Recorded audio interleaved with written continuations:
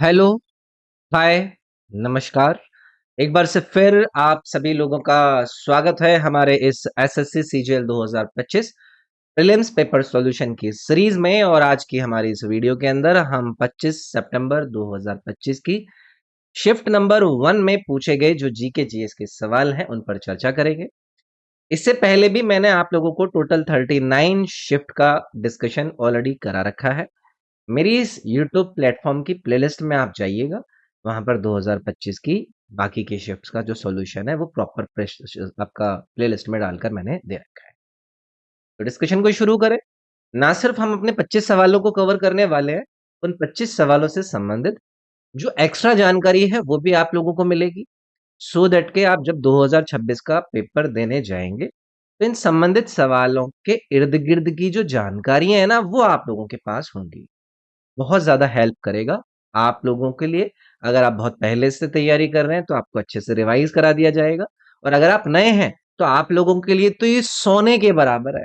इसका भाव बहुत ज़्यादा बढ़ चुका है। तो चलिए भी डिस्कशन को हम स्टार्ट करते हैं। पहला सवाल आपकी स्क्रीन पर कुछ इस प्रकार से ये रहा। सवाल पूछता है, ताजमहल किस प्रसिद्ध स्मारक से प्रेरित है? Taj Mahal was inspired by which famous monument?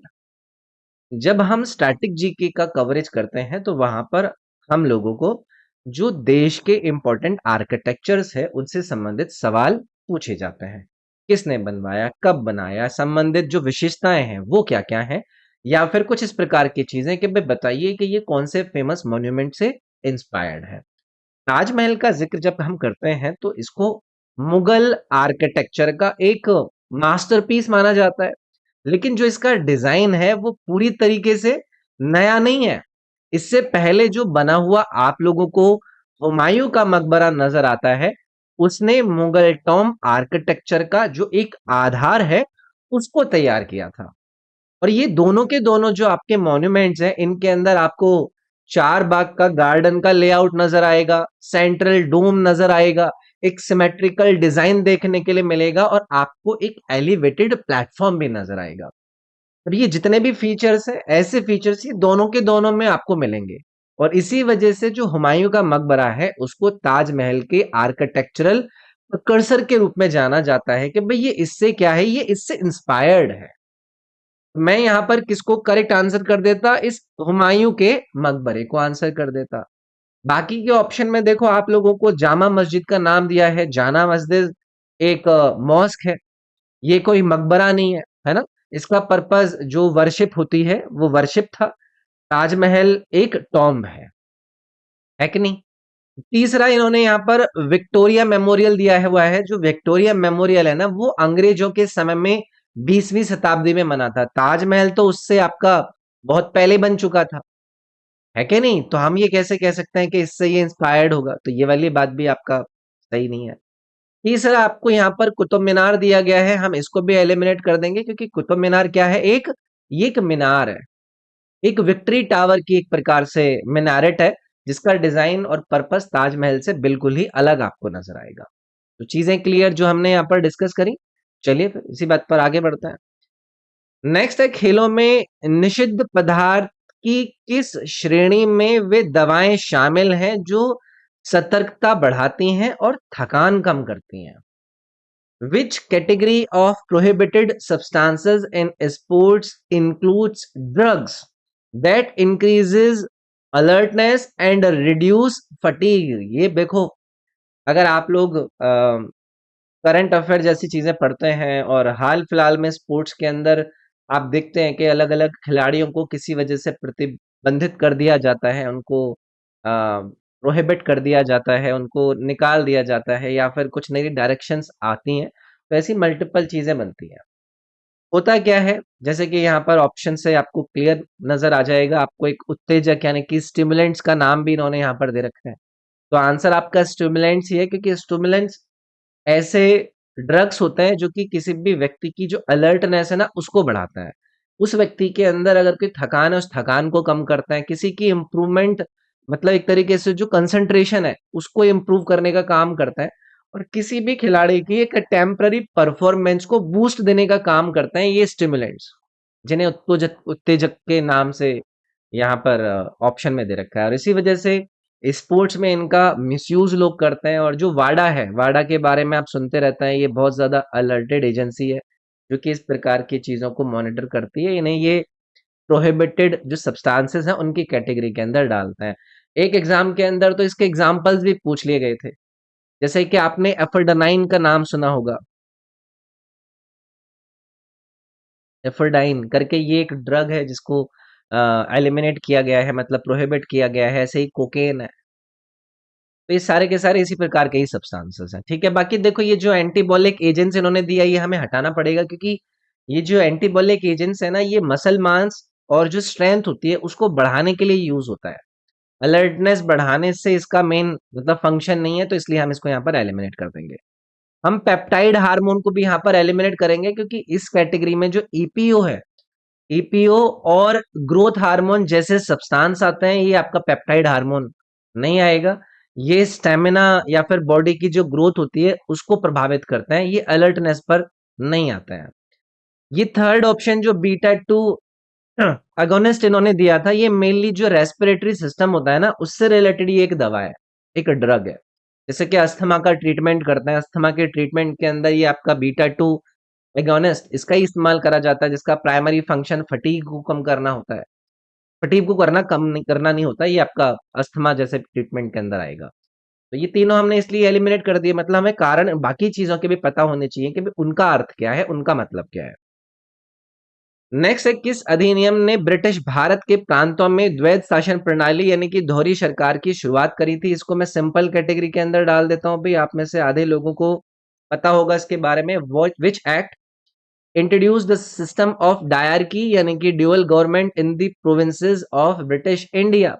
देखो, हमें मल्टीपल एक्ट पढ़ाए जाते हैं और इसमें से एक एक्ट हमें पढ़ाया जाता है, the Montague Chelmsford reforms of 1919।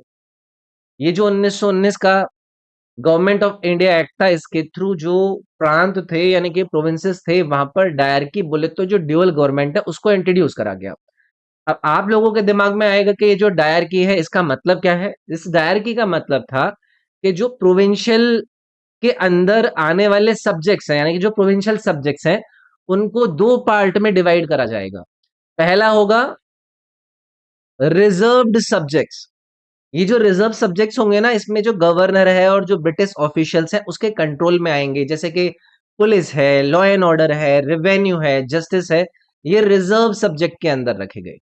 और दूसरा था ट्रांसफर्ड सब्जेक्ट्स। ये जो ट्रांसफर्ड सब्जेक्ट्स हैं, इसमें जो भारतीय मिनिस्टर्स थे, ये उनको दिए गए थे, जिसमें एजुकेशन आएगा, हेल्थ आएगा, एग्रीकल्चर आएगा, या फिर लोकल सेल्फ गवर्नमेंट आएगा। तो ये पहली बार था जब कुछ एडमिनिस्ट्रेटिव पावर्स भारतीयों को दी गई थी। तो इसीलिए हमारा यहाँ पर ऑप्शन नंबर ये सी वाला करेक्ट हो जाता।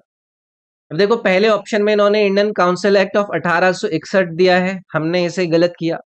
ये वाला भी मतलब इंपॉर्टेंट है, हर कोई ये जो एक्ट थे ये इंपॉर्टेंट थे। जैसे कि 1861 वाले काउंसिल एक्ट की हम बात कर रहे हैं, इसके अंदर जो लेजिस्लेटिव काउंसिल हमारे देश के अंदर थी उसको एक्सपेंड किया गया था।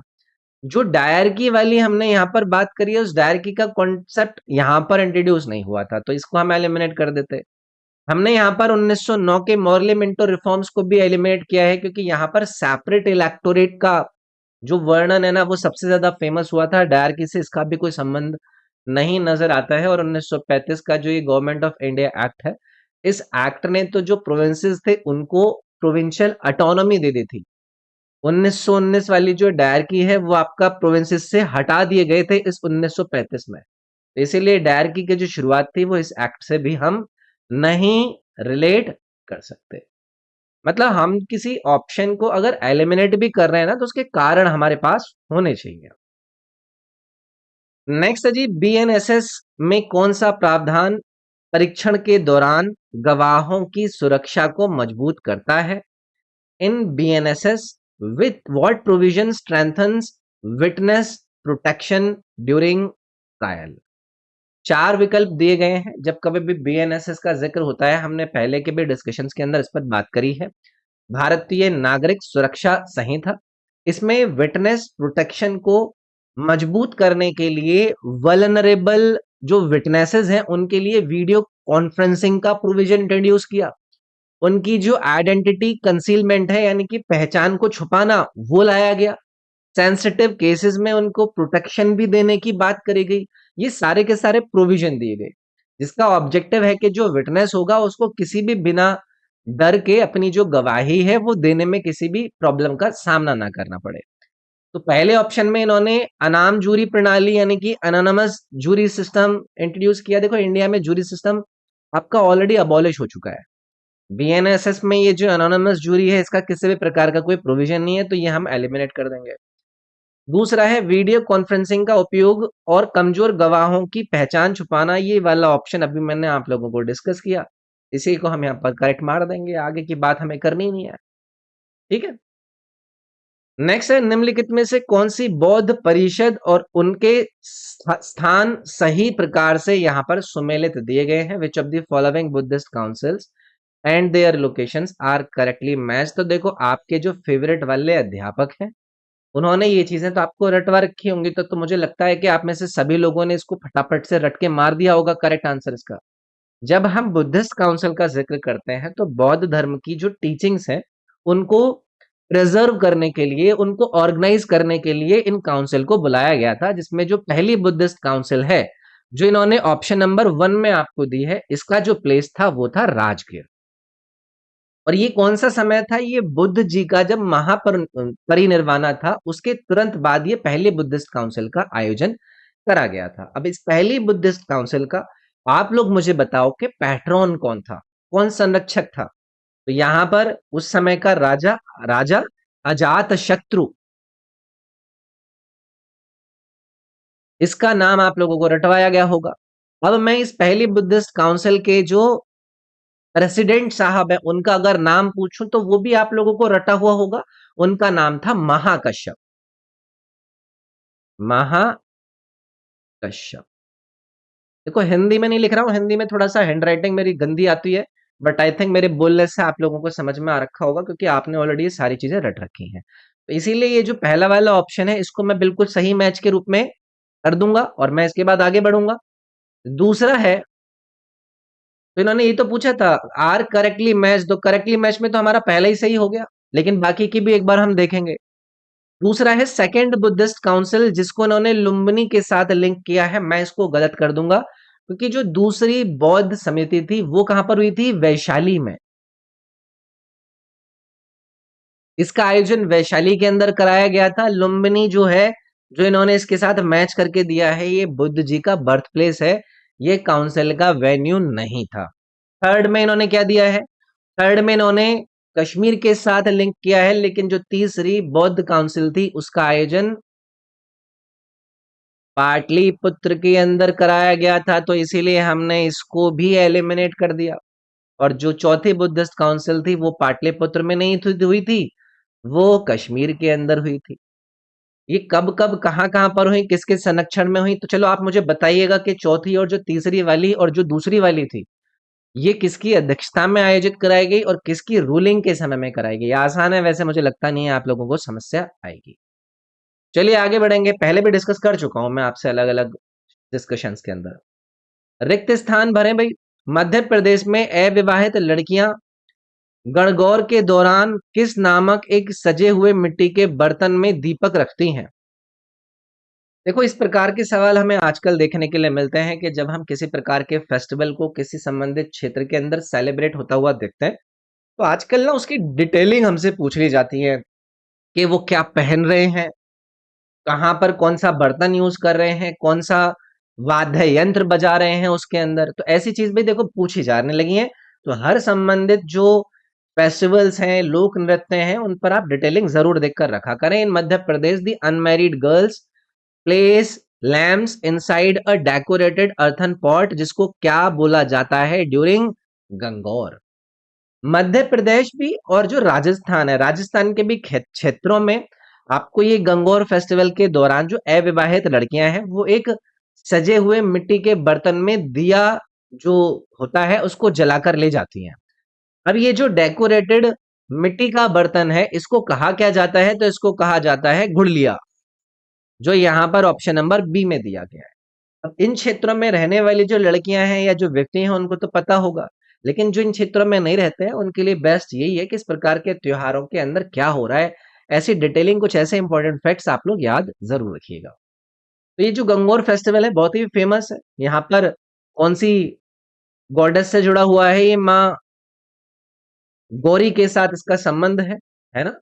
सुहाग या फिर जो प्रोस्पेरिटी होता है उसका सिंबल इसे माना जाता है। विशेष रूप से जो युवा हैं या फिर जो अविवाहित लड़कियां हैं उनके द्वारा इसको मनाया जाता है। तो आगे बढ़े इसमें, और तो कुछ क्या ही डिस्कस कर रहे हैं।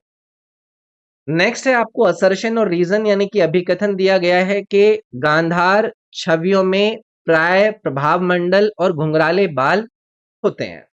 Gandhara images frequently feature halo and curly है।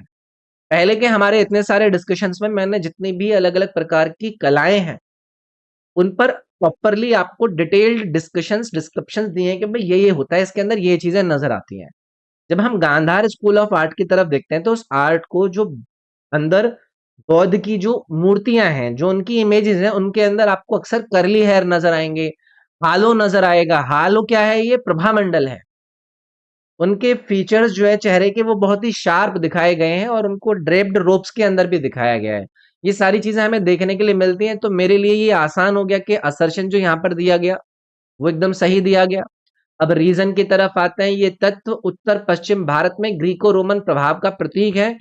इसको भी मैं देखते ही करेक्ट करूंगा, क्योंकि गांधार रीजन जो कि आज के आपको प्रेजेंट पाकिस्तान अफगानिस्तान वाले एरिया में नजर आएगा, उस पर अलेक्जेंडर की इन्वेजन के बाद जो ग्रीक्स थे और जो रोमन थे उनके कल्चर का इन्फ्लुएंस पड़ा था। और इसी वजह से बुद्ध की जो मूर्तियां हैं उन पर ग्रीक स्टाइल आपको करली हैक नजर आएंगे, रोमन स्टाइल की उन्होंने ड्रापरी लगा रखी होगी और एक realistic human features Mahatma Buddha को दे रखे होंगे। तो ये क्या है? क्या असर्शन रीजन सही है? बिल्कुल सही है। अब आप मुझे बताओ कि क्या ये जो रीजन है ये असर्शन को सही तरीके से एक्सप्लेन भी कर रहा है? करली हेयर और जो हालो है वो गांधार आर्ट में इसी ग्रीको रोमन इन्फ्लुएंस का तो कारण बताया जाता है, तो ये इसका कारण भी है, सही से एक्सप्लेन भी कर रहा है। तो इसीलिए मुझे यहाँ पर ऑप्शन नंबर ए चूज करना पड़ेगा। आगे बढ़ेंगे, रिक्त स्थान भरेंगे। ऋग्वेद के प्रत्येक मंडल को आगे किसमें विभाजित किया गया है? ये भी आज के सिंपलेस्ट सवालों में से एक है भाई। कोई कठिनाई इस सवाल के अंदर आपको नहीं नजर आएगी कि भाई each mandal of the Rigveda is further subdivided into किसमें? सूक्त, कांडास, पुराण या फिर संहिता। देखो ऋग्वेद का जो स्ट्रक्चर है ना वो बहुत ही सिंपल है और आप लोगों को क्लियर भी होना चाहिए। पहले हम यहां पर लिख देंगे ऋग्वेद। ऋग्वेद को हम मंडल के अंदर सब डिवाइड करेंगे, फिर इसको हम सूक्त में सब डिवाइड करेंगे और सूक्त के अंदर आपको क्या नजर आएंगे? मंत्र।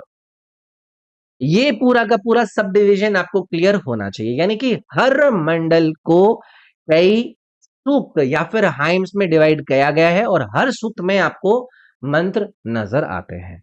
ऋग्वेद का जब जिक्र होता है तो इसमें हमें आपको कितने मंडल नजर आते हैं? इसमें आपको टोटल 10 मंडल नजर आते हैं। कितने सूक्त नजर आते हैं?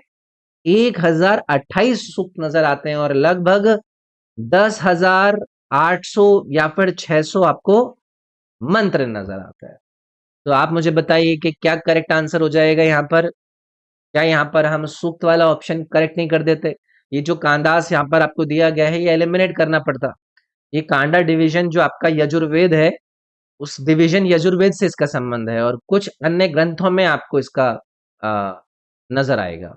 ठीक है, तो लेकिन जो ऋग्वेद का बेसिक डिवीजन है वो सूक्त है। ठीक है, बाकी पुराणों को भी आप यहाँ पर एलिमिनेट करते हैं क्योंकि पुराण अलग एक धार्मिक लिटरेचर की एक कैटेगरी है। ऋग्वेद का इंटरनल डिवीजन थोड़ी ना है पुराण। ऐसी ये जो संहिता यहाँ पर आपको दी गई है ये भी एलिमिनेट करना पड़ेगा। ऋग्वेद खुद एक संहिता है। ठीक है, चलिए आगे बढ़ेंगे। फील्ड हॉकी में स्कोरिंग और पेनल्टी के बारे में निम्नलिखित में से कौन सा कथन सही है? आपको यहाँ पर 3 स्टेटमेंट दिए गए हैं। Which of the following statements about scoring and penalties in field hockey is और आर करेक्ट? तो भाई ये तो वही कर सकता है जिसने हॉकी खेली है या फिर हॉकी अच्छे से देखी है या फिर उसके बारे में अच्छे से पढ़ा है। एक एक करके स्टेटमेंट देखते हैं। फील्ड गोल तभी वैध होता है जब शूटिंग सर्कल के अंदर से खेला जाता है। इसको करेक्ट कर दूं भाई? A field goal is valid only if played from inside the shooting circle. होता क्या है, फील्ड हॉकी में जो गोल है वो तभी वैध यानी कि वैलिड माना जाता है जब जो अटैकिंग प्लेयर है वो बॉल को शूटिंग सर्कल, जिसको डी कहते हैं, जो डी बना हुआ होता है, उसके अंदर से खेलता है। दूसरा, पेनल्टी कॉर्नर में गेंद को गोल से पहले सर्कल के बाहर निकालना और फिर से प्रवेश करना चाहिए। देखा होगा आपने, जो कॉर्नर होता है पेनल्टी कॉर्नर के दौरान क्या होता है, बॉल पहले सर्कल के बाहर जानी चाहिए, फिर वो वहां से उसको लेके आते हैं, उसके बाद उसका शॉट करना या फिर गोल का जो अटेम्प्ट है वो करता है खिलाड़ी। तीसरा है, पेनल्टी स्ट्रोक को धक्का देने या फ्लिक करने पर किसी भी ऊंचाई तक उठाया जा सकता है। A penalty stroke may be lifted to any height if pushed or flicked. मुझे इसको भी करेक्ट करना पड़ेगा। जब पेनल्टी स्ट्रोक की बात होती है तो उसमें जो खिलाड़ी है ना, वो पुश या फिर फ्लिक कर सकता है और बॉल को लिफ्ट भी कर सकता है। बस वो कोई खतरनाक प्ले नहीं होना चाहिए, ये भी ध्यान रखना पड़ता है। तो इसमें भाई सारे ही करेक्ट हो गए, 1 2 3 ऑल आर करेक्ट वाला ये जो डी ऑप्शन है इसको मार्क करूंगा मैं यहाँ पर। चलिए आगे की तरफ बढ़ेंगे। शिवाजी की मृत्यु के बाद मराठा राज्य में किस समूह के प्रभावशाली राजनीतिक सत्ता को हासिल किया? After the death of Shivaji which group came to hold effective political power in Maratha state? अगर किसी ने भी मराठा एम्पायर, मराठा साम्राज्य को पढ़ा है या फिर आपके गुरुजी ने आपको पढ़ाया होगा तो आपको पता है 1680, जिसमें शिवाजी की मृत्यु के बाद मराठा जो साम्राज्य था उसमें आपको धीरे धीरे करके जो प्रभाव बढ़ता हुआ नजर आता है वो किसका नजर आता है आपको? पेशवा का, है कि नहीं? तो ये जो पेशवा थे, ये क्या थे, ये शुरुआत में या फिर स्टार्टिंग में सिर्फ प्राइम मिनिस्टर के समान एक पद हुआ करता था। ये बात आपको सवाल के रूप में भी नजर आती है और पढ़ाई भी जाती है। लेकिन जब हम बालाजी विश्वनाथ को देखते हैं, जब हम बाजीराव वन को देखते हैं, जब हम नाना साहेब पेशवा को देखते हैं, तो ये जैसे जो पेशवा थे उन समय में वास्तविक जो राजनीतिक शक्ति थी वो उनके हाथ में आ गई थी। और ये जो पेशवा थे वो अधिकतर कौन थे? एक कम्युनिटी से आते थे जिसको चित्पावन ब्राह्मण के रूप में हम देखते हैं। और इसी वजह से शिवाजी के बाद जो एक इफेक्टिव पॉलिटिकल पावर है उसे आप इस चित्पावन ब्राह्मण के हाथ में आता हुआ देखते हैं। यहाँ पर हम मुगल को देखते ही एलिमिनेट कर देते। मुगल मराठा स्टेट के एक राइवल हुआ करते थे। उन्होंने मराठा जो स्टेट है उस पर पॉलिटिकल कंट्रोल कभी नहीं पाया। इसमें हम देशमुख को भी एलिमिनेट करेंगे। देशमुख जो लोकल रेवेन्यू के ऑफिशियल हैं या फिर जो लैंड होल्डर्स हुआ करते थे उनके रूप में जाने जाते थे। राज्य लेवल पर पॉलिटिकल पावर इनके पास भी नहीं थी। और कुनबीस को भी हम यहाँ पर एलिमिनेट करेंगे जो कि एक कृषि वाली कम्युनिटी हुआ करती थी। मराठा प्रशासन का एक्चुअल कंट्रोल इनके पास नहीं था। तो शिवाजी के बाद रूल किसने किया? पेशवा ने। और पेशवा आप किसके साथ लिंक करेंगे? चित्पावन ब्राह्मण्स के साथ। ठीक।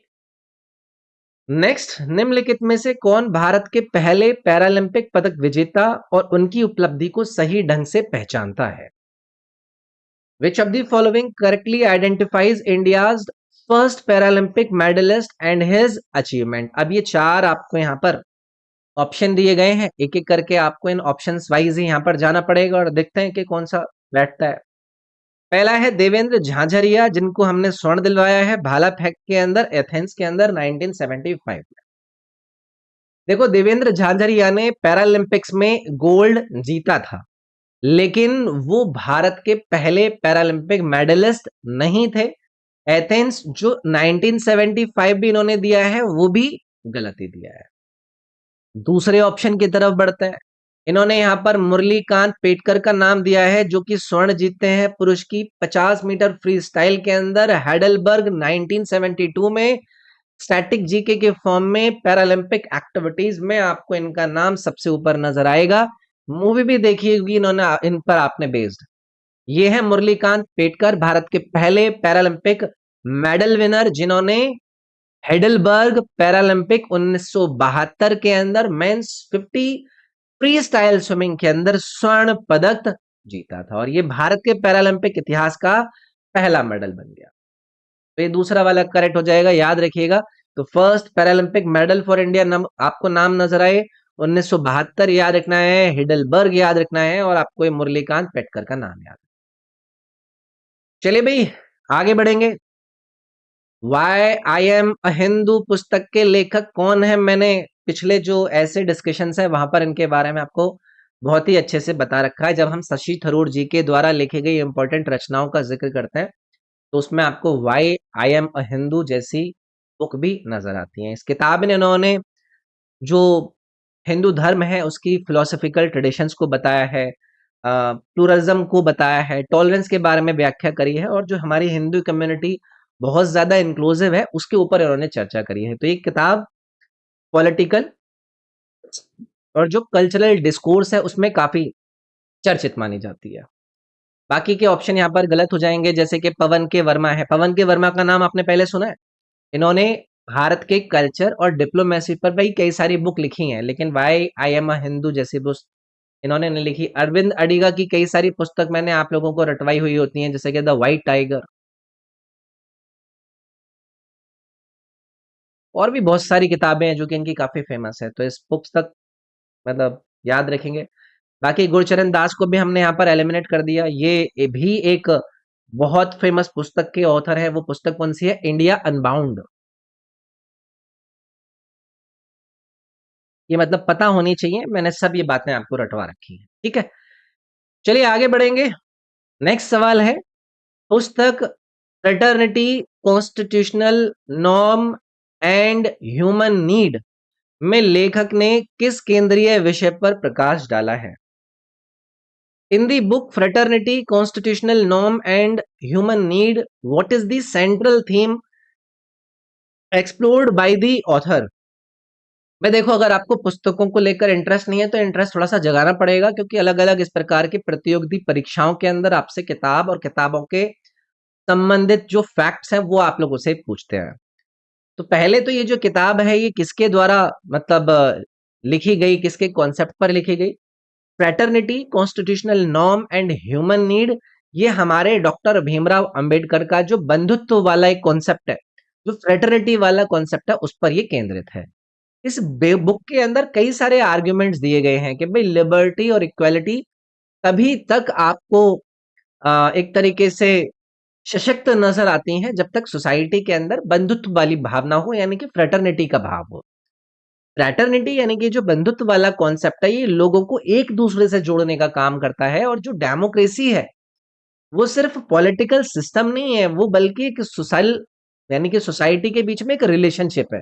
यानी कि डेमोक्रेसी को सस्टेन करने के लिए जो ये फ्रेटर्निटी जो बंधुत्व है वो एक बाइंडिंग फोर्स का काम करता है, ठीक है।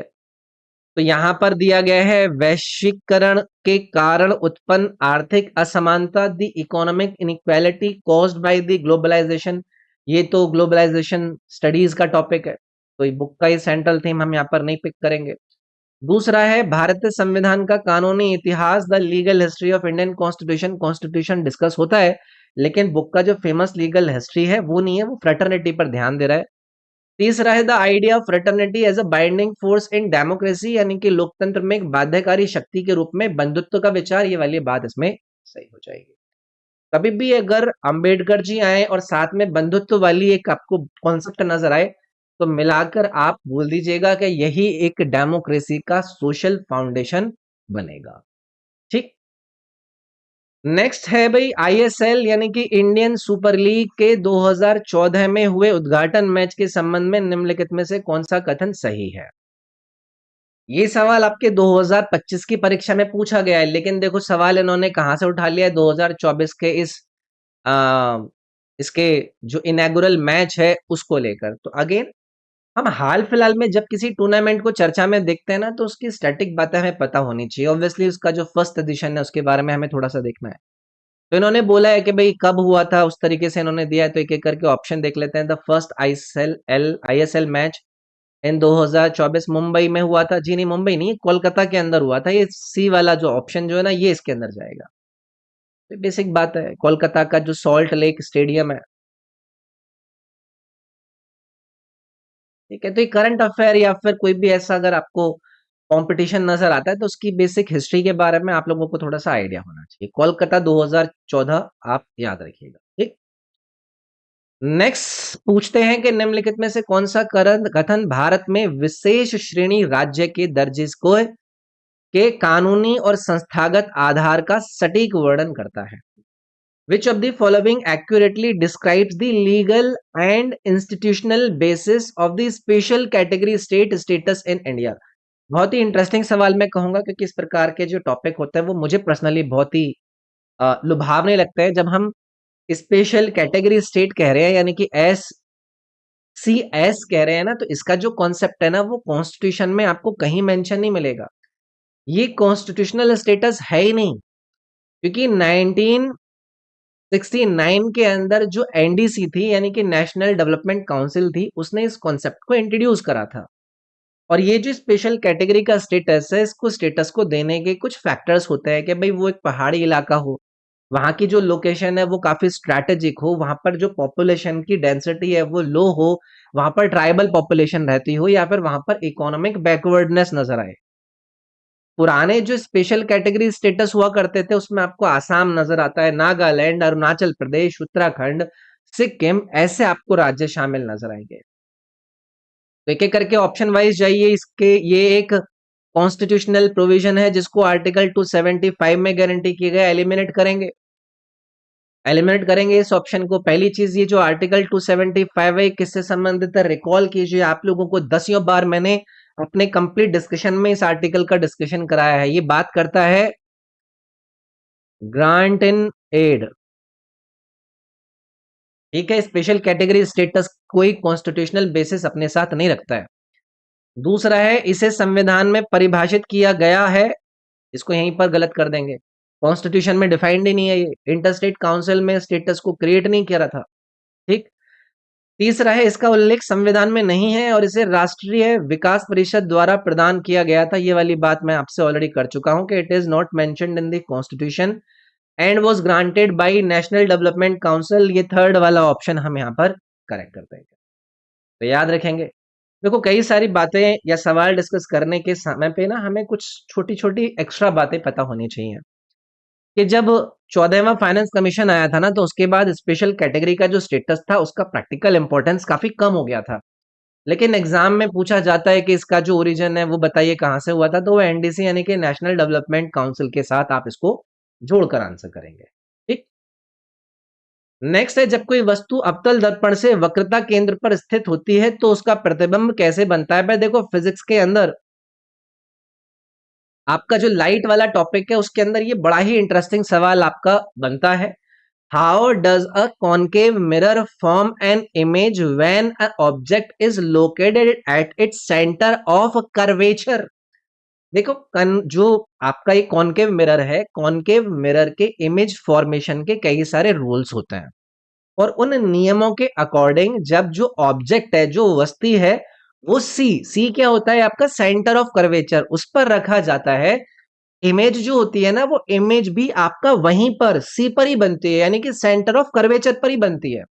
और वो कैसी होती है, वो वास्तविक, यानी कि वो इमेज रियल होती है। इमेज इनवर्टेड होती है और इमेज का जो साइज है वो ऑब्जेक्ट के बराबर ही होता है, यानी कि इक्वल साइज का होता है। ये रूल्स पता है आपको, तो ये पता होने चाहिए। अब एक एक करके आप ऑप्शंस में देख लीजिए। रियल इन्वर्टेड तक तो ठीक था, लेकिन डिमिनिश्ड यानी कि छोटा होता है, जी नहीं। दूसरा है real inverted and same size, बस इसको हम सही कर देंगे। मैंने आपको क्लियरली बताया है कि देखो होता है क्या है ना, ये जो पोजीशंस होती हैं, पोजीशन पर इमेज की पोजीशन कहां पर रहेगी, उसका नेचर कैसा रहेगा, उसका साइज कैसा रहेगा, ये बात बताई जाती है। तो जब उसके सी पर वो होता है तो इमेज की पोजीशन भी सी पर बनेगी, नेचर उसका रियल और इन्वर्टेड रहेगा और साइज उसका सेम ही रहेगा। ये आपको याद रखना है, ठीक। चलिए आगे बढ़ेंगे। निम्नलिखित में से कौन सा कथन सूक्ष्म अर्थशास्त्र में मांग के नियम का सटीक वर्णन करता है। मेरा फेवरेट टॉपिक इकोनॉमिक्स, मुझे बहुत इंटरेस्ट आता है इकोनॉमिक्स पढ़ाने या फिर पढ़ने में। विच of the following statement accurately describe the law of demand in micro economics. अब ध्यान से सुनिएगा, लॉ ऑफ डिमांड आपसे कहता क्या है भाई, अदर थिंग्स रिमेनिंग अनचेंज्ड, जिसको हम क्या कहते हैं, सीपी कहते हैं। Now what is this CP? ये होता है सर्टेसिस पैरिबस। ये पढ़ाया था मैंने आपको, अगर आपको याद है, सर्टेसिस पैरिबस। मैं दोबारा से रिपीट करता हूं, अदर थिंग्स रिमेनिंग कांस्टेंट, जो प्राइस है और जो क्वांटिटी डिमांडेड है उनके बीच में आपको इनवर्स रिलेशनशिप नजर आता है। यानी कि अगर जो प्राइस है वो ऊपर गया, उस केस में जो डिमांड है वो नीचे जाएगी।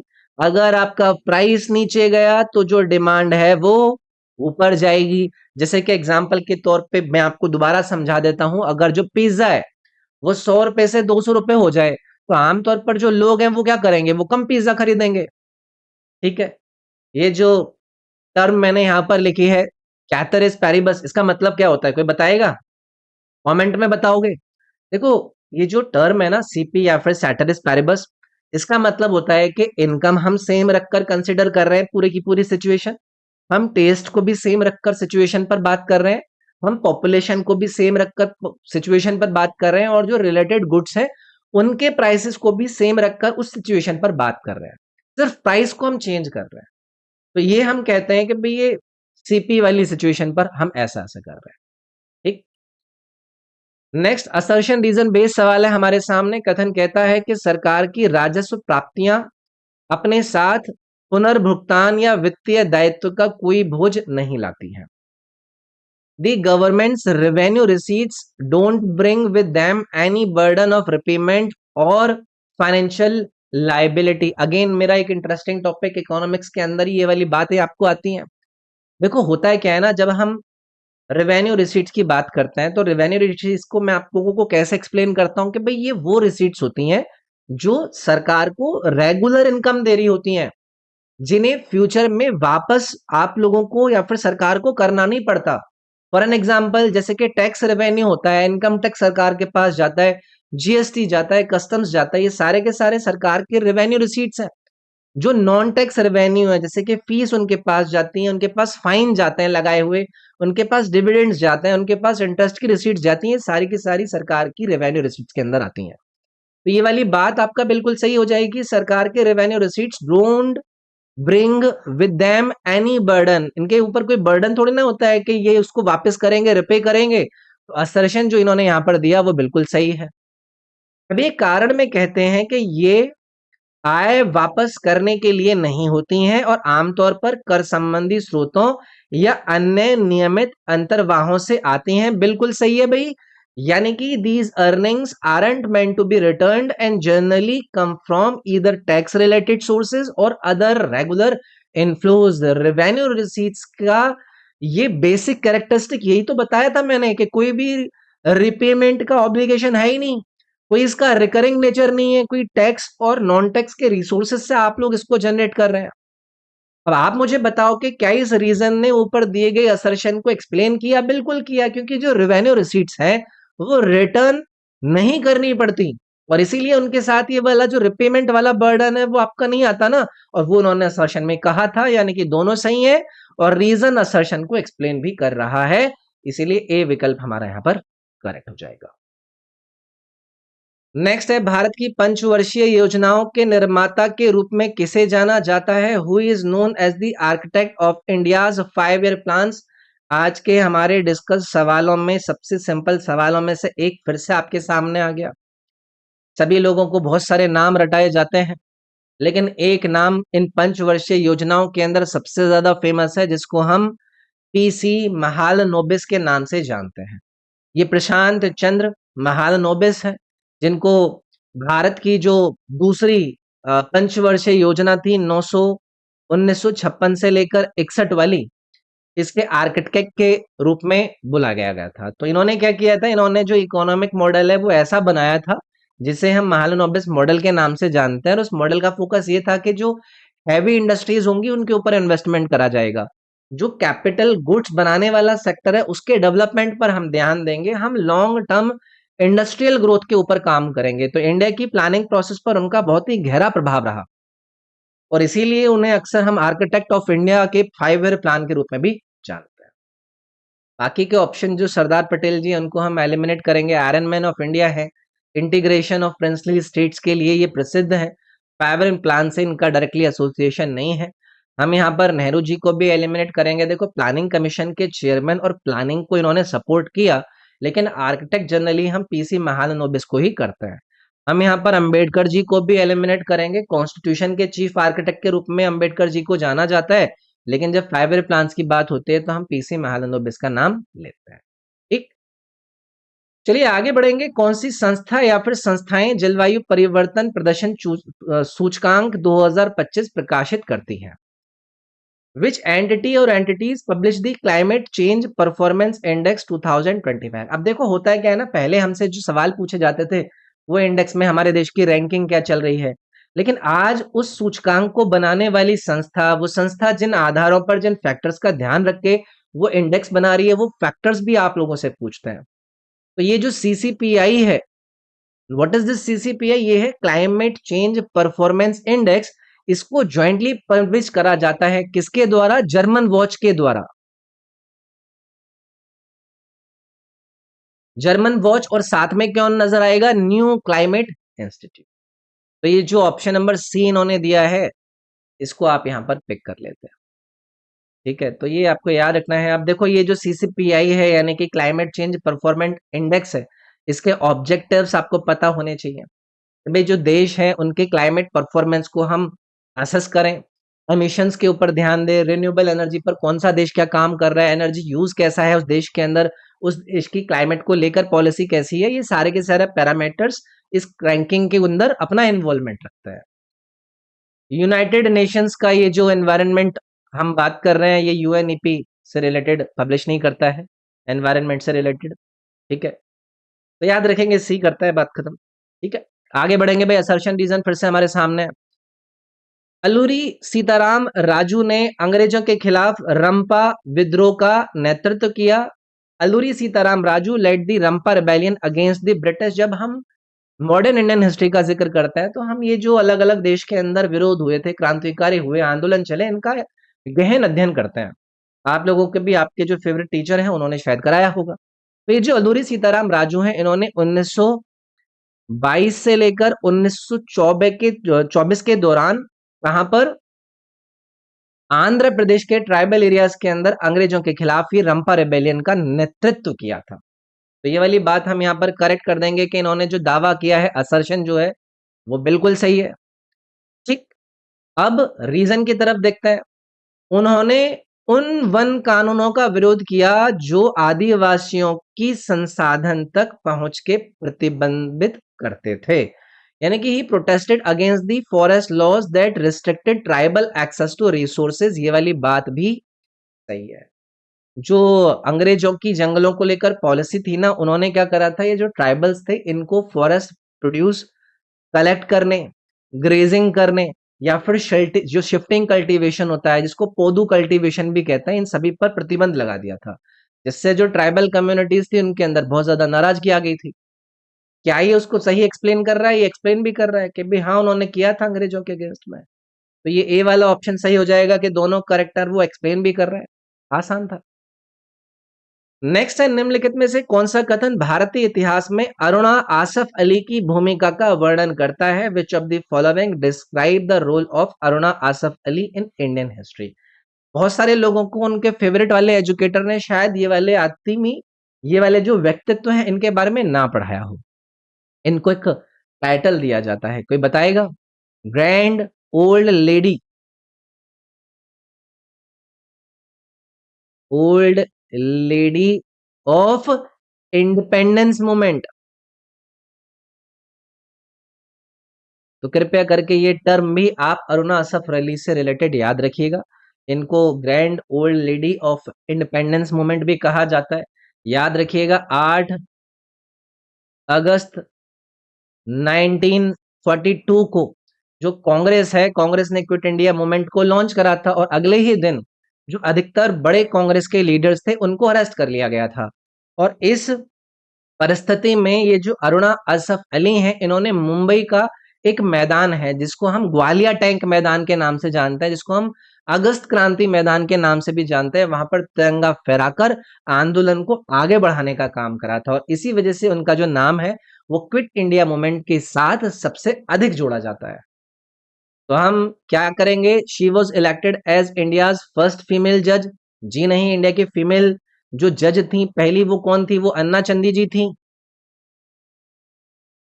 अन्ना चंदी जी थी ना, तो ये वाला हम ऑप्शन यहाँ पर एलिमिनेट कर देंगे। दूसरा है, उन्होंने भारत छोड़ो आंदोलन के दौरान भारतीय ध्वज फहराया था, कहां पर? अगस्त क्रांति मैदान, मुंबई में। तो ये वाला ऑप्शन करेक्ट हो जाएगा। आगे बढ़ते हैं। महालनोबिस रणनीति के अनुसार विकास मुख्य रूप से निम्नलिखित में से निवेश द्वारा संचालित होना चाहिए। According to the Mahalanobis strategy, growth should primarily be driven by investment in which of these following sectors? अभी पीछे एक सवाल डिस्कस करके आया हूं जहां पर मैंने डायरेक्टली आपको बात बता दी। तो महालनोबिस की स्ट्रैटेजी क्या कहती है? उनका मानना था कि भी अगर इंडिया को लॉन्ग टर्म में अपने आप को सेल्फ रिलायंट बनाना है या फिर आगे बढ़ना है बिना किसी दूसरे के ऊपर अपनी डिपेंडेंसी को रखे हुए, तो इंडस्ट्रियली हमें स्ट्रांग बनना पड़ेगा। तो इन्वेस्टमेंट का फोकस हमारा ये होना चाहिए कि हम हैवी इंडस्ट्रीज लगाएं, मशीनरी का प्रोडक्शन करें, स्टील प्लांट्स लगाएं, कैपिटल गुड्स इंडस्ट्रीज लगाएं, ये सब काम करें। तो कैपिटल गुड्स के ऊपर हम काम करेंगे तो हमें बहुत सारी चीजें नजर आएंगी। ठीक है, कैपिटल गुड्स क्या होते हैं? वही होते हैं ना जो दूसरे गुड्स बनाने के काम आते हैं, जैसे कि मशीन्स होती हैं, इंडस्ट्रियल इक्विपमेंट्स होते हैं, हैवी टूल्स होते हैं। तो एग्रीकल्चरल इनपुट ये करा जाएगा? नहीं। कंज्यूमर गुड सेक्टर पर जोर देने का काम किया? नहीं। कैपिटल गुड सेक्टर पर ध्यान दिया? इसको मैं करेक्ट कर दूंगा, सी ऑप्शन जाएगा इसके अंदर। ठीक। नेक्स्ट है, टिप्पणी एक पारंपरिक लोक नृत्य है जो मुख्य रूप से महिलाओं द्वारा किस भारतीय राज्य में किया जाता है? Tippani is a traditional folk dance performed mainly by women in which Indian state? पता नहीं हजारियों एग्जाम्स के अंदर ये सवाल आपका पता नहीं कितनी बार पूछा गया है। तो इसको हम गुजरात राज्य के साथ लिंक करते हैं भाई, इसे आप बी से याद रख लीजिएगा। ठीक है, महिलाओं द्वारा इसको परफॉर्म करा जाता है, ये सौराष्ट्र वाला जो रीजन है वहां पर ज्यादा लोकप्रिय इसको माना जाता है। और ये जो टिप्पणी नाम है ना, ये एक लड़की के टूल से आया है जिसका यूज पहले जो फ्लोर हुआ करते थे ना, उनको कॉम्पैक्ट करने के लिए किया जाता था। तो इसमें त्योहार में इस डांस में जो महिलाएं होती हैं वो अपने रिदमिक मूवमेंट को दर्शाती हैं, टिप्पणी स्टिक्स का यूज करती हैं। तो गुजरात के साथ इसका लिंक हमें कर देना है। चलिए आगे बढ़ते हैं। 1991 के आर्थिक नीति सुधारों को लोकप्रिय रूप से किस नाम से जाना जाता है? The economic policy reforms of 1991 are popularly known as. तो 1991 में भारत में गंभीर बैलेंस ऑफ पेमेंट का क्राइसिस देखने के लिए मिला। इस समय जो समय के प्रधानमंत्री थे पीवी नरसिम्हा राव जी, उस समय के जो वित्त मंत्री थे कौन? हमारे मनमोहन सिंह जी। उन्होंने इकोनॉमिक रिफॉर्म्स को लॉन्च किया जिन्हें कलेक्टिवली हम एनईपी यानी कि न्यू इकोनॉमिक पॉलिसी 1991 के रूप में जानते हैं। इस पॉलिसी के अंदर 3 पिलर रखे गए। पहला, लिबरलाइजेशन, यानी कि गवर्नमेंट कंट्रोल्स और जो लाइसेंस था वो आपका कम कर दिया गया था। इंडस्ट्रीज को ज्यादा फ्रीडम दी गई। दूसरा पिलर पिलर क्या था? प्राइवेटाइजेशन, पब्लिक सेक्टर एंटरप्राइजेस का जो रोल है वो कम करा गया, प्राइवेट सेक्टर पार्टिसिपेशन को बढ़ाया गया। और तीसरा क्या है? तीसरा है ग्लोबलाइजेशन, फॉरेन इन्वेस्टमेंट को इंकरेज करना, इंडियन इकोनॉमी को विश्व की अर्थव्यवस्था के साथ इंटीग्रेट करना। तो ये एलपीजी यानी कि लिबरलाइजेशन, प्राइवेटाइजेशन और ग्लोबलाइजेशन के रूप में जाने गए। ठीक है, तो मेरे दोस्त ये हमारा डिस्कशन था जो कि 25 ऑफ सितंबर 2025 की शिफ्ट नंबर 1 के अंदर पूछे गए जीके जीएस के सवालों का था। इस क्लास की सॉल्यूशन के साथ डिटेल्ड पीडीएफ आप लोगों को मेरे ऐप से मिल जाएगी, जिसका जो लिंक है वो इस वीडियो के डिस्क्रिप्शन में दिया हुआ है। मेरे ऐप पर जाएंगे, एसएससी सीजीएल 2025 के नाम से एक फ्री कोर्स नजर आएगा, उसमें आप जाएंगे, वो सारी पीडीएफ आप लोग एक्सेस कर पाएंगे। बाकी मुझसे अगर आप लोगों को पर्सनली कनेक्ट करना है तो रॉबिन SIRG करके ये मेरा इंस्टाग्राम यूजर नेम है। पर्सनली आप मेरे साथ यहाँ पर कनेक्ट कर सकते हैं, मैं वहां पर पर्सनली आप लोगों को गाइड करने के लिए तैयार हूँ। बाकी जो टेलीग्राम, व्हाट्सएप ग्रुप जैसे जो चीज़ें हैं, उनके लिंक भी मैंने इस वीडियो के डिस्क्रिप्शन में दे रखे हैं। उन्हें भी ज़रूर जॉइन कर लीजिएगा। कम्युनिटी धीरे-धीरे करके बड़ी होगी तो आप लोगों के लिए जो भी अच्छी अपडेट मार्केट में आती है, वो मैं रेगुलरली प्रोवाइड करने का काम वहाँ पर करूँगा। इस वीडियो में इतने रखते हैं मेरे दोस्त। मिलूँगा मैं आपसे अगली वीडियो में। अपना ख्याल रखिएगा। Thank you. Take care. Bye bye. जय हिंद।